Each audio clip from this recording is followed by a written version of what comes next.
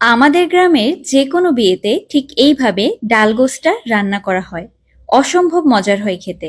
এই রেসিপিটা কিন্তু আমাদের গ্রামের এক বাবুর্চি থেকে শেখা।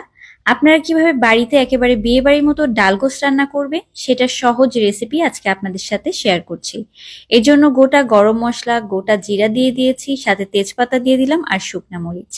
এখন দিয়ে দিতে হবে বেশ খানিকটা পেঁয়াজের কুচি। এখন সবকিছুকে একত্রে ভেজে নিতে হবে যতক্ষণ না পর্যন্ত পেঁয়াজটা একটু লাল লাল হয়ে আসে। ঠিক এরকম বেরেস্তার মতো যখন হয়ে আসবে তখন এখানে দিয়ে দিচ্ছি গোশগুলা। এখানে আমি প্রায় 1 কেজি পরিমাণে গোশত নিয়েছি। এখন এটাকে কিছুক্ষণ পেঁয়াজ বেরেস্তার মধ্যে ভেজে নিতে হবে। আর এরকম করে ভেজে নিলে কিন্তু খুব সুন্দর একটা স্বাদ পাওয়া যায় আর খেতেও বেশ ভালো লাগে। এখন আমি এখানে দিয়ে দিব আদা বাটা এবং রসুন বাটা।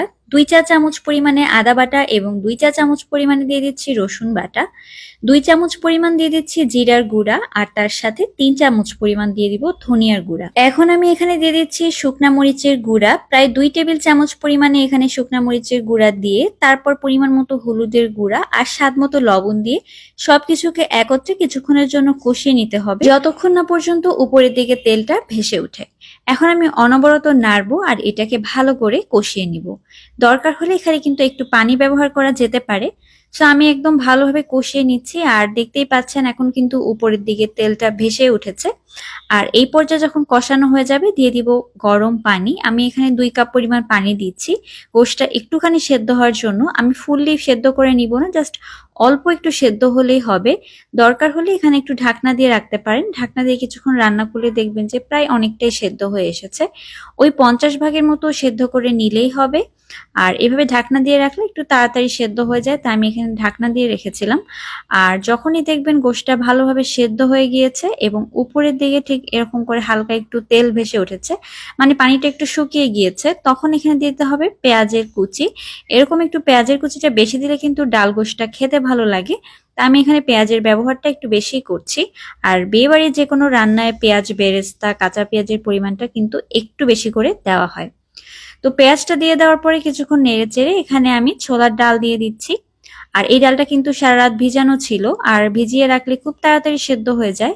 আমি কিন্তু সেদ্ধ করে নিইনি, জাস্ট ভিজিয়ে রেখেছিলাম। এখন এই ডাল সহকারে গোশটাকে ভালোভাবে নেড়ে চেড়ে আরো কিছুক্ষণের জন্য কষিয়ে নিতে হবে যতক্ষণ না পর্যন্ত গোশের পানিটা শুকিয়ে যায় এবং নিচের দিকে একটু লেগে আসে।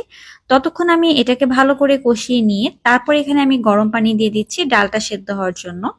যেহেতু আমি ডালটা সারা রাত ভিজিয়ে রেখেছিলাম, এখন কিন্তু খুব বেশি একটা সময় লাগবে না সেদ্ধ হতে। তবে অনেক ডাল আছে যেটা সেদ্ধ হতে একটু সময় লাগে, তাই আপনারা পানির পরিমাণটা একটু বুঝে নেবেন। যদি দরকার হয় একটু পানি ব্যবহার করা যেতে পারে বেশি পরিমাণে। সো আমি ঢাকনা দিয়ে রেখেছিলাম আর ঢাকনা দিয়ে রাখার পরে কিন্তু ডালটা অনেকটাই সেদ্ধ হয়ে এসেছে। আর এই ডাল কষে কিন্তু এই ডাল একদম মিশে যাবে না, একটু গোটা গোটা থাকবে। আর এই পর্যায়ে আমি দিয়ে দিচ্ছি গোটা রসুন, মানে কোয়া খুলে দিয়েছি। ছোট রসুন থাকলে আপনারা এটা গোটা গোটা দিতে পারেন, তবে আমি বড় রসুন দেখে কোয়াটা খুলে দিয়েছি। ঢাকনা দিয়ে আরো কিছুক্ষণ রেখে দিয়েছিলাম, এখন আবার একটু উল্টে পাল্টে নেড়ে দিচ্ছি। এই ডাল গোশটা কিন্তু রুটি, পরোটা, পোলাও, খিচুড়ি, সাদা ভাত থেকে শুরু করে সবকিছু দিয়ে খেতেই বেশ ভালো লাগে। তবে বিয়ে বাড়িতে পোলাও দিয়ে এটা দেওয়া হয়, অসম্ভব মজা লাগে খেতে। এখন আমি এখানে দিয়ে দিলাম কিছুটা গোটা কাঁচামরিচ, খুব সুন্দর একটা ফ্লেভার আসার জন্য। আর এখন দিয়ে দিব চিনি, খুবই সামান্য পরিমাণে, জাস্ট কয়েক দানা চিনি দিয়েছি। আর চিনিতে একটু এভাবে একটু নেড়ে চেড়ে দিচ্ছি। এই পর্যায়ে কিন্তু আপনারা চাইলে চিনির বদলে পেঁয়াজ বেরেস্তা ব্যবহার করতে পারেন। এখন দিয়ে দিচ্ছি এখানে গরম মশলার গুঁড়া। সব ধরনের গরম মশলা আমি একসাথে একটু ভেজে গুঁড়া করে রেখেছিলাম। আর দিয়ে দিচ্ছি ভাজা জিরার গুঁড়া।